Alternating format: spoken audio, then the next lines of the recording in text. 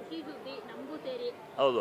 Ticket ದರವನ್ನ 200 ರೂಪಾಯಿ ಒಳಗಡೆನೆ ಇದು ಮಾಡಿರುವಂತದ್ದು ಸರ್ಕಾರ ಆದೇಶ ಜಾರಿ ಮಾಡಿರುವಂತದ್ದು. ಸೊ ನಿಮ್ಮ ಅಭಿಪ್ರಾಯ ಏನು ಆಸ್ ಎ ನಿರ್ಮಾಪಕರಾಗಿ ಮಾಜಿ ಅಧ್ಯಕ್ಷರಾಗಿ?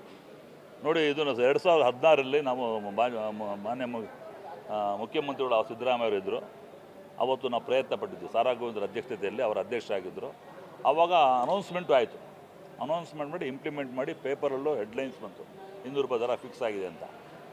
ತದನಂತರ ಏನಾಯಿತು ಅಂದರೆ ಟೆಕ್ನಿಕಲ್ ರೀಸನ್ ಅಂತ ಹೇಳ್ಬಿಟ್ಟು ಅದನ್ನು ಯಾವುದೋ ಒಂದು ಕಾರಣಕ್ಕೆ ಪಟ್ಟಭದ್ರ ಹಿತಾಸಕ್ತಿಗಳು ಆಗದವರು ಮಾಡಿದ್ದಾರೆ. ನಮ್ಗೆ ಗೊತ್ತು ರಾಜಕೀಯ ಏನಾಯಿತು ಅಂತ. ಅದು ಏನಾಗಿದೆ ಅಂದರೆ instead of issuing directions from the home department, ಅದೇನಾಯಿತು ಇನ್ಫಾರ್ಮೇಷನ್ ಡಿಪಾರ್ಟ್ಮೆಂಟಿಂದ ಮಾಡಿದಾಗ ಅದು ಕಾನೂನು ರೀತಿ ಇದೆ ಅಂತ ಹೇಳ್ಬಿಟ್ಟು ಪುನಃ ಮಲ್ಟಿಪ್ಲೆಕ್ಸ್ನವರು ಯಾರೋ ಗೊತ್ತಿಲ್ಲ ಕೋರ್ಟಲ್ಲಿ ಹೋಗಿ ಕೋರ್ಟ್ ಸ್ಟೇ ತೊಗೊಂಡು ಅದೇನಾಯ್ತು ಒಂದು ವಯಲೇಷನ್ ಆಫ್ ರೂಲ್ಸ್ ಇದ್ದಾಗ ಇದು ಮಾಡೋಕ್ಕಾಗಲ್ಲ ಅಂತೇಳಿ ಹೋಗಿ ಇನ್ನೇನು ಇಂಪ್ಲಿಮೆಂಟ್ ಆಗಬೇಕು. ನಮ್ಮವರೇ ನಿಮಗೆ ಶತ್ರುಗಳು. ನಮ್ಮಲ್ಲಿರೋದೆ ಕನ್ನಡ ಚಿತ್ರರಂಗ ಉಳಿಬೇಕು, ಬೆಳಿಬೇಕು, ಬಾಳಿಸ್ಬೇಕು ಅನ್ನೋ ಒಂದೇ ಉದ್ದೇಶ ಹೇಳ್ಕೊಂಡು ಸಾರಾ ಗೋವಿಂದರ ಒಡನಾಟ ರಾಜಕೀಯ ಚೆನ್ನಾಗಿದ್ದಕ್ಕೆ ನಾನು I don't want that credit should go to only for Sara Govinda. ನನ್ನ ಪ್ರಕಾರ ಯಾಕಂದರೆ ಹಿರಿಯರಿದ್ದರೆ ಚಿತ್ರರಂಗ ಇಲ್ಲ ಅಂತ ನಾವು ಹೇಳ್ತೀವಿ. ಈಗ ನಾನು ಮೊನ್ನೆ ಹೇಳಿದೆ ಎಲ್ಲೋ ಪ್ರೆಸ್ ಮೀಟಲ್ಲಿ ಇಬ್ಬರು ಕನ್ನಡ ಚಿತ್ರರಂಗ ಆಸೆ, ಕನ್ನಡ ಚಿತ್ರ ಇಬ್ಬರೇ ಆಸ್ತಿ ಈಗ ಸದ್ಯ ಇರೋದು, ಒಂದು ಸಾರಾ ಗೋವಿಂದರ್, ಒಂದು KV ಚಂದ್ರಶೇಖರ್ ಅಂತ ಹೇಳಿದೆ. ಯಾಕಂದರೆ ಅವರೆಲ್ಲ they nose about the subject, they nose about the law. ಮಾಡಬೇಕು ಅಂತ ಮಾಡಿದಾಗ ಮಾಡಿದ್ರು. ಅದನ್ನೇ ಇದು ಕಾನೂನು ಪ್ರಕಾರ ಆಗಿರಲಿಲ್ಲ. ಅದನಂತರ ಮತ್ತೆ ನಮ್ಮ ಅದೃಷ್ಟಕ್ಕೂ ಕಾಕತಿಗಳು ಮಾನ್ಯ ಮುಖ್ಯಮಂತ್ರಿ ನನ್ನ ಅಧ್ಯಕ್ಷ ಆದಾಗ ಅದನ್ನು ಮತ್ತೆ ಹೊಸತಲ್ಲಿ ಜಾರಿ ತರಬೇಕು ಅಂತ ಡೇ ಆ್ಯಂಡ್ ನೈಟ್ ಓಡಾಡಿ ಅದನ್ನು ಹೋಮ್ ಡಿಪಾರ್ಟ್ಮೆಂಟ್ ನಾನು ಪರ್ಸನಲ್ ಮೈಸೆಲ್ಫ್ ಪರ್ಸ್ನಲಿ ಅಲ್ಲಿದ್ದ ಪರ್ಸನಲ್ ಡಿಪಾರ್ಟ್ಮೆಂಟ್ ಹೋಮ್ ಡಿಪಾರ್ಟ್ಮೆಂಟ್ವರೆಗೂ ಅಲ್ಲಿ ವರ್ಕ್ ಮಾಡ್ತಾರಲ್ಲ ಅಂಡರ್ ಸೆಕ್ರೆಟರಿ ಟು ಗೌರ್ಮೆಂಟ್, ಅವ್ರಿಗೂ ಇದು ಕನ್ನಡಕ್ಕೆ ಒಳ್ಳೆಯದಾಗುತ್ತೆ, ಕನ್ನಡ ಚಿತ್ರರಂಗ ಬೆಳಿಬೇಕು, ಉಳಿಬೇಕು, ಬಾಳಬೇಕು ಅನ್ನೋದೊಂದು ಉದ್ದೇಶ ಅವ್ರಿಗೂ ಇತ್ತು. ನಮ್ಮಲ್ಲಿ ಕೆಲವ್ರಿಗಿಲ್ಲ. ನಮ್ಮಲ್ಲಿ ಕೆಲವು ಡಿಫ್ರೆನ್ಸ್ ಹೇಳ್ತಾರೆ ಇವತ್ತು ಕ್ರೆಡಿಟ್ ನಾನು ಮಾಡಿದೆ ಅಂತ ಯಾರೂ ಮಾಡಿಲ್ಲ. ಅದು ಮಾಡಿದವರೇ ಬೇರೆ. ಆ ಟೈಮ್ 2016 ಸಾರಾ ಗೋವಿಂದ ನೇತೃತ್ವದಲ್ಲಿ ವಿತ್ ಸಪೋರ್ಟ್ ಆಫ್ ವಾಣಿಜ್ಯ ಮಂಡಳಿ, ವಿತ್ ಸಪೋರ್ಟ್ ಆಫ್ ದಿ ಅವತ್ತಿನ ಅಧ್ಯಕ್ಷರು, ನೆಕ್ಸ್ಟ್ ನಾನು ಕೂತ ಅಧ್ಯಕ್ಷ, ನನಗೂ ಕೂಡ ಕಾನ್ಫಿಡೆನ್ಸ್ ತೊಗೊಂಡು ನಮಗೆ ರಿಕ್ವೆಸ್ಟ್ ಮಾಡಿಕೊಂಡು ನಾವೆಲ್ಲ ಅವ್ರ ಜೊತೆ ಇದೆ ಓಡಾಟ ಮಾಡೋದಕ್ಕೆ ಇವತ್ತು ನರಸಿಂಹರೂರು ಅಧ್ಯಕ್ಷ ಇದ್ದಾಗ ಇಂಪ್ಲಿಮೆಂಟ್ ಮಾಡೋದಕ್ಕೆ ಕೆಲಸ ಮಾಡಿದಾಗ ಇಟ್ ಟೋಟ್ಲಿ ಇಂಡಸ್ಟ್ರಿ ಸಪೋರ್ಟ್. ಅದು ಮೂಲ ಕಾರಣ ಸಾರಾ ಗೋವಿಂದ ಹೇಳಕ್ಕೆ ಇಷ್ಟಪಡ್ತೀನಿ. ಯಾರು ತಪ್ಪು ತಿಳ್ಕೊಂಡ್ರು ಪರವಾಗಿಲ್ಲ. ಇವತ್ತು ಯಾರು ವಾಟ್ಸಪ್ಪಲ್ಲಿ ನಾವಾಯಿತು ನಮ್ಮಿಂದ ಗಲಾಟೆ ಮಾಡಿದ್ರೆ ಆಯಿತು ನಾವು ಸುಳ್ಳೋದು. It is happen only because of full sincere effort. ಈ ಎಫರ್ಟಿಗೆ ಸರ್ಕಾರ ಏನು ಮಾಡಿದೆಯೋ ಅದನ್ನು ಗಟ್ಟಿಯಾಗಿ ನಿಲ್ಲಬೇಕು ಅಂದರೆ ಅಲ್ಲೊಂದು ಕಂಡೀಷನ್ ಹಾಕಿದ್ದಾರೆ. ಸಬ್ಜೆಕ್ಟ್ ಯಾರು ಅಬ್ಜೆಕ್ಷನ್ಸ್ ಇದ್ದರೆ ಕೊಡಿ 15 days ಅಂತೇಳಿ. ಏಕೆಂದರೆ ಇದರ ಅಬ್ಜೆಕ್ಷನ್ ಕೊಟ್ಟರೂ ಕೂಡ it is discussion for of the home department, discussion of the chief minister. ಆಮೇಲೆ ಇದು ಕ್ರೆಡಿಟ್ ಗೋಸ್ ಟು 3 people.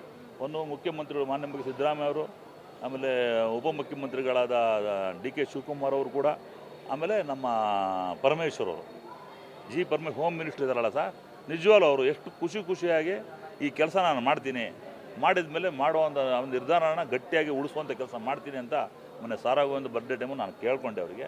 ಆವಾಗ ಮಾತು ಹೇಳಿದಾಗ ನೋಡಿ ವಿತಿನ್ 3 days ಇದು ಇಂಪ್ಲಿಮೆಂಟ್ ಆಗಿದೆ.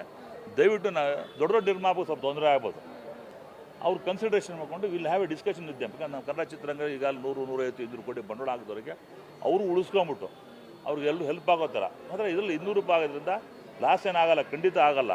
ಅವ್ರ ಮನಸ್ಸಲ್ಲಿದ್ದೇ ತಗೊಳ್ಬಿಡ್ಲಿ. ಯಾಕಂದರೆ number of people coming to the theatres ಜಾಸ್ತಿ ಆಗುತ್ತೆ.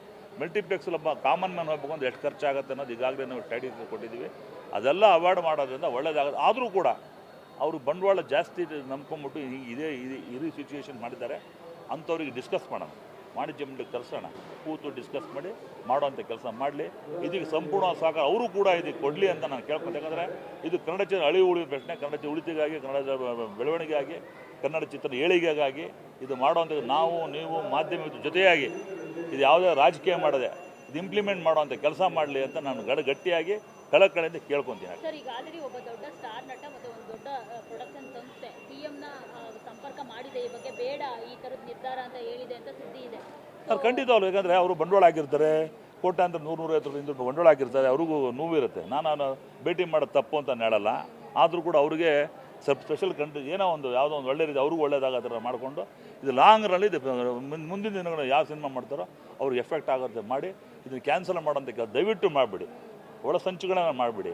ಏನು ಮಾಡೋದು ಸರ್ಕಾರ ಒಳ್ಳೆ ನಿರ್ಧಾರ. ಕನ್ನಡ ಚಿತ್ರ ಉಳಿಯುವಾಗಿ ಮಾಡಿರೋದು ವಿಚಾರ, ಕನ್ನಡಕ್ಕೋಸ್ಕರ ಮಾಡಿರೋದ, ಚಿತ್ರೋದ್ಯಮದವರ ನಿರ್ಮಾಪಕರಿಗೋಸ್ಕರ ಮಾಡಿರೋದ್ರಿಂದ ತಾವು ಉಳಿಸುವಂಥ ಬೆಳೆಸುವಂಥ ಕೆಲಸ ಮಾಡಲಿ ಅಂತ ಅವರು ಕೂಡ ಈ ಮೂಲಕ ಕಳಕಳಿಯಿಂದ ಪ್ರಾರ್ಥನೆ ಮಾಡ್ತೀನಿ. ಈಗ ಯಾರಾದರೂ ದೊಡ್ಡ ನಿರ್ಮಾಪಕರು ಇದ್ರ ಆಕ್ಷೇಪ ವ್ಯಕ್ತಪಡಿಸಿದ್ರೆ ಏನು ಮಾಡ್ತೀರಾ ಸರ್ ನಿಮ್ಮ ಚಿತ್ರರಂಗ? ಈಗ ನನಗೆ ಅದು ಈಗ ನೋಡಿ, ನಾನು I am not A president.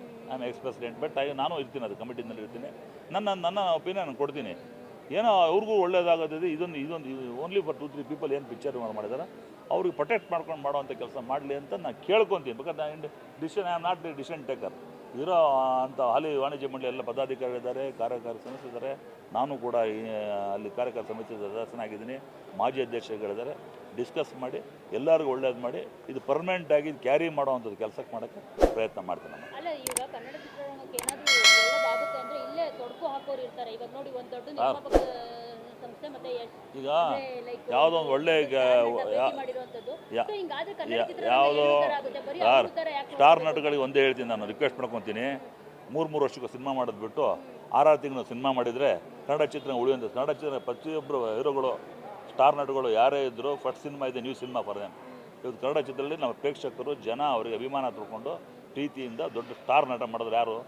Kannada ಜನಕ್ಕೋಸ್ಕರ, ಕನ್ನಡಕ್ಕೋಸ್ಕರ, Kannada ಉಳಿಯೋಕ್ಕೋಸ್ಕರ ಅವರು ಕೂಡ ಇದು ಜೊತೆ ಸೇರ್ಕೊಂಡು ಮಾಡೋವಂಥ ಜವಾಬ್ದಾರಿ ಇರುತ್ತೆ. ಅಂತ ಕನ್ನಡ ಪ್ರೀತಿ ಇದ್ದರೆ ದಯವಿಟ್ಟು ಕೇಳ್ಕೊತೀನಿ, ಸ್ಟಾರ್ ನಟಗಳಿಗೆ ದಯವಿಟ್ಟು ವರ್ಷಕ್ಕೆ 2 ಸಿನಿಮಾ ಮಾಡಿ ಸ್ವಾಮಿ, ದಯವಿಟ್ಟು ಅವ್ರ ಕಡೆಯಿಂದ ಕೈ ಮುಗಿ ಕೇಳ್ಕೊತೀನಿ. ಚಿತ್ರರಂಗದ ಬೆಳವಣಿಗೆ ಆಗಿ ಈ ಕಷ್ಟದಲ್ಲಿದ್ದೀವಿ, ಪ್ರವಾಸ ಚಿತ್ರಗಳು ಬಂದು ಹೋಗ್ತಾ ಇದ್ದಾವೆ, ಬೇರೆ ಪಿಕ್ಚರ್ಗಳು ಗೆಲ್ತಾ ಇದ್ದಾವೆ. ನಮ್ಮ ಕನ್ನಡ ಸಿನಿಮಾಗಳು ಪಾಪ ಹೊಸ ನಿರ್ಮಾಪಕಗಳು 3 ದಿನ ಸಿನಿಮಾಗಳು ಮಲ್ಟಿಪ್ಲೆಕ್ಸ್ ಪಿಕ್ಚರೇ ಆಗ್ತಾ ಇಲ್ಲ. 1000 ರೂಪಾಯಿ 2,000 ರೂಪಾಯಿ ಟಿಕೆಟ್ ಕೊಟ್ಟು ಮಾಡ್ಕೊಂಡೋದು ಯಾರು ಬರ್ತಾರೆ ರೀ? ಈಗ ಬಿಡಿ, ಕನ್ನಡ ಸಿನಿಮಾಕ್ಕೆ ಒಂದೇ ಮಾಡ್ತಾರಾ? ಅದು ಬೇಕಾದ್ರೆ ಡಿಸ್ಕಸ್ ಮಾಡೋಣ.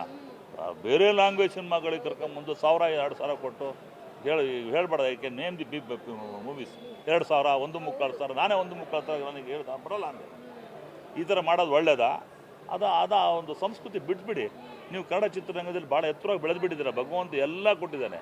ಈ ಕನ್ನಡ ಸೇವೆ ಮಾಡಬೇಕು ಅಂತ sometimes somewhere we have to compromise for the growth of the industry, for the growth of the Kannada.